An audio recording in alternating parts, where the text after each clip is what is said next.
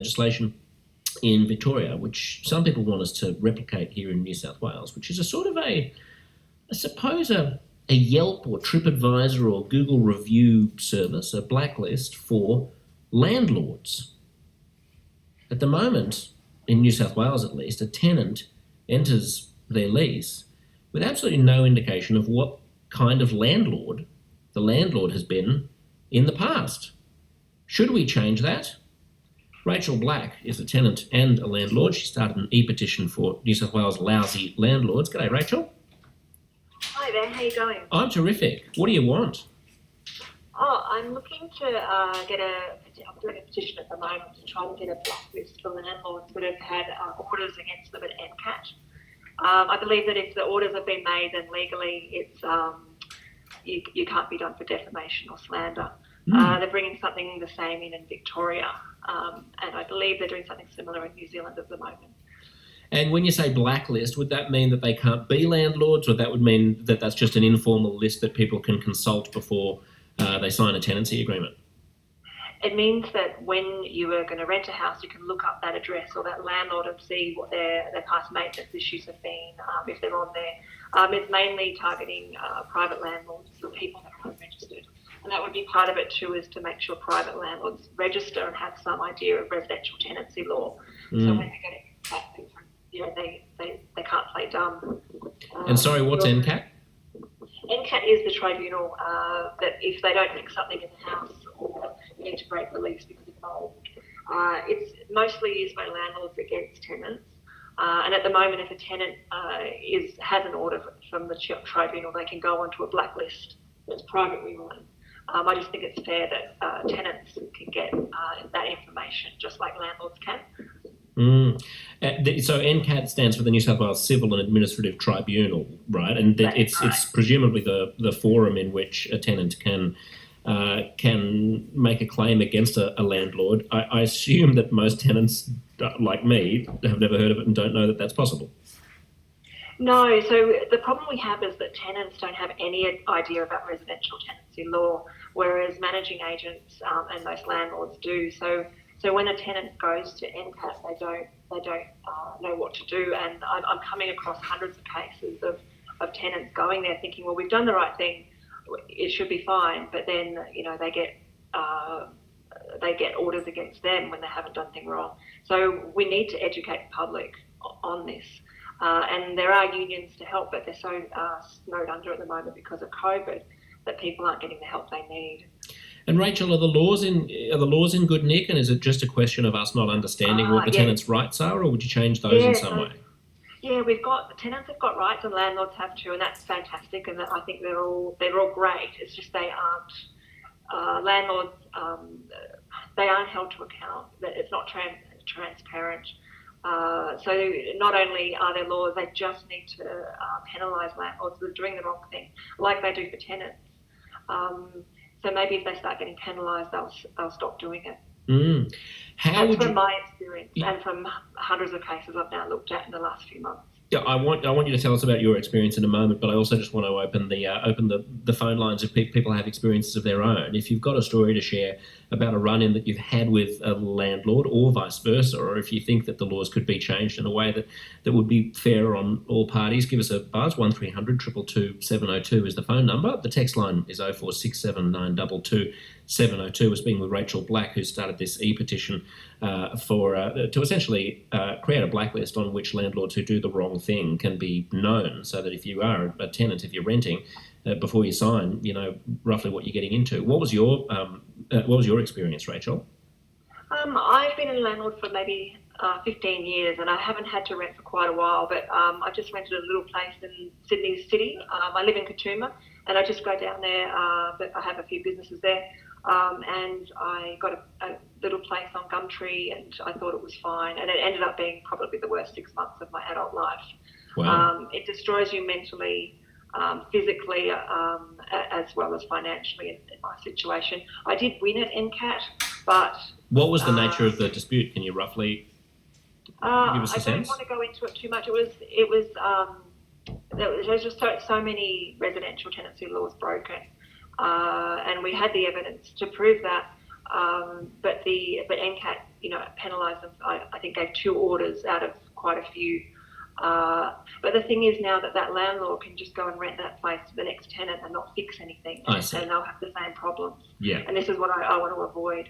Yeah, so that there and would the register, well, tell us about other jurisdictions that have done this, because as you mentioned, there are places like New Zealand and Victoria that are already dealing with this in a way that New South Wales isn't. But would there be some specificity about exactly what the landlord had and hadn't done, so that if you're about to rent from them, it's not just, oh, this person is bad, don't rent from them, but it's like specifically they have to address this issue of the plumbing in the downstairs bathroom type thing? Yes, things like that. So, for example, with my orders from NCAT, it listed the 2 orders that they gave as the breaches of the Residential Tenancies Act, but it also listed lots of other things that they hadn't done that they didn't get orders for.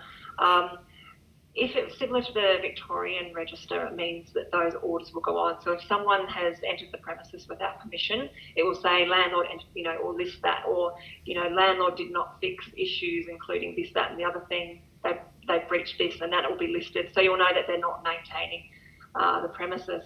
But then if there's, when there's 3 orders against them from different hearings, then you know not to go near that landlord, or at least you're prepared. Just like a landlord, when trying to find a tenant, they can go to a tenant's blacklist, that they can find out about the tenants. Yeah, that already exists, right? Because I'm getting some text messages from people saying, like, Tim in Hornsby has just written, what about the same thing for tenants? There are both bad owners and tenants as well. But that already exists. Yeah, so the biggest one in Australia is called TICA, T-I-C-A, and landlords and managing agents have access to that. A tenant goes on it for 3 years if they owe more than their bond, or if they get any NCAT orders. Right, so it's mostly, for a tenant, it's mostly about not paying. Whereas for a landlord... Not paying, and damages and orders, so if they did anything. So in my situation, my landlord would have gone onto blacklist for 2 orders from NCAT. I see, right. Jennifer's given us a call. Rachel, g'day, Jennifer. Hello, how are you both? I'm terrific. You're a landlord?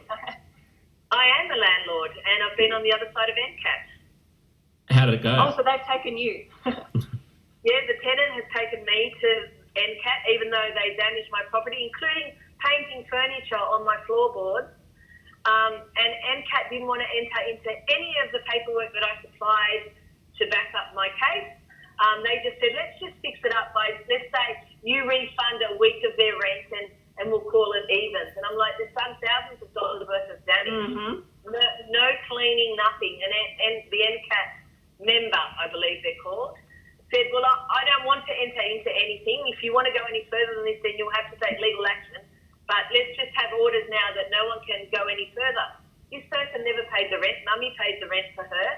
She was a troublemaker and decided that my house was basically a tip, and she could dump all the rubbish. Even the neighbours said she used to go around and pull things out of the garbage bin and take them. Jennifer, I don't want to get specific, but basically you feel that the process, that resolution process is tilted in favour of the tenant. Definitely. Yeah. Thanks, Jennifer. Rachel, this is always going to be one of those situations, isn't it, where people on one side believe that the other side is being favoured. Oh, I've been a landlord of many properties over the years, so I've seen both sides. But the problem isn't it's against the tenants or the landlords. The problem is NCAT just sends people on their way. So, both they don't actually fix the situation. So that tenant should be going onto the blacklist. And I'm sure Jennifer's looked into that. But that tenant should be going on the blacklist. So is the answer that we need better funding for the Civil Administrative Tribunal which resolves these disputes? Yes, and I think if they started fining tenants and landlords, they would get that funding. Right.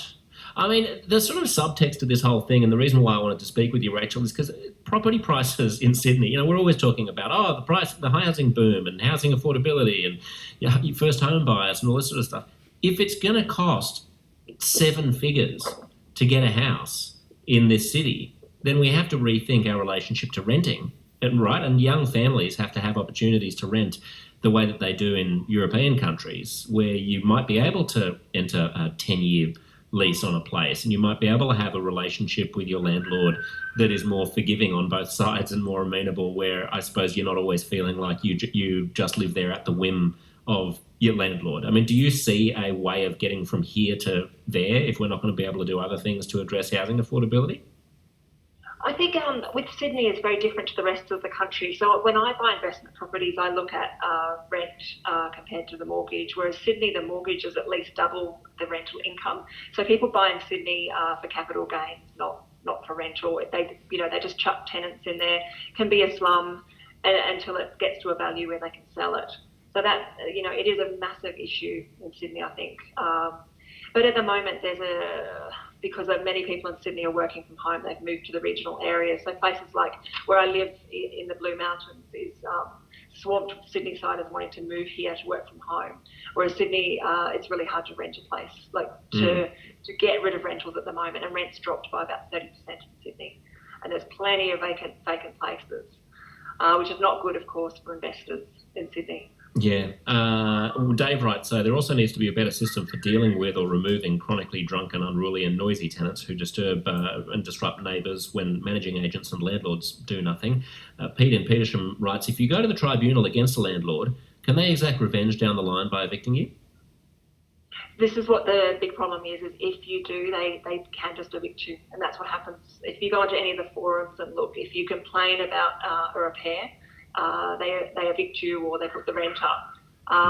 Unfortunately, I haven't really had bad tenants. I'm really lucky, but one tenant didn't tell me of a repair that should have been made, and because they didn't tell me when they actually moved out, it cost about $2,000 to fix. Whereas if they told me in the beginning, it would have been $50. And I asked them, why didn't you tell me? And they said, we were scared that if we told you, you'd put the rent up.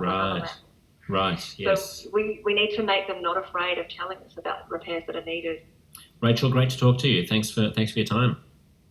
Thanks. That's Rachel Blacksey, a tenant and landlord who started an e-petition for New South Wales lousy landlords. Michelle has given us a call. G'day, Michelle. Yeah, hi, Josh. Yeah, obviously a complex issue with good and bad types of people on both sides of the fence.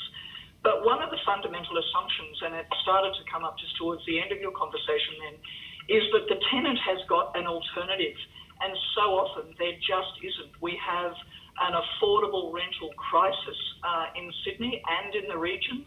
Our work is based in the Illawarra, and we've got less than 1.3% vacancies, which effectively means there are no properties. So it doesn't matter how awful the landlord's reputation is or how terrible a property is, people simply have no alternative.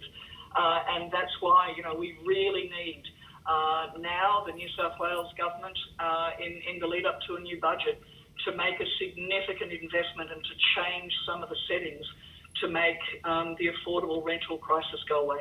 How do you square that with the decline in rental prices in rents in Sydney? It really depends on where you are. We know Sydney is a very large and very diverse city. We know that post-COVID, more and more people are moving to the regions. More and more people are working from home. So we can't practically have a council area by council area solution. But it's certainly not the case that we can make such gross generalisations that there's so much available property, because there simply isn't. Depending on where you are. So, different communities have got to have just different solutions, but we certainly need a statewide plan. Michelle, thanks for the call. Great to talk to you. On the text line, thanks for your text as well. One person says, I moved into a slug-infested property where fresh paint had been advertised only to hide serious mould. I was almost electrocuted when trying to use switches. I gave notice and moved out in the first week. The landlord applied to NCAT against me and won. He has 100 properties and has taken 150 tenants through NCAT in the past few years. He often wins, and if he doesn't, there's no loss or consequence to him. We definitely need this blacklist. It cost me a lot of money and ruined my life at the time. And another person says on the other side, my tenant destroyed the floors and ceilings of a brand new apartment to the tune of $6,000, and NCAT advised us just return the bond and forget about it.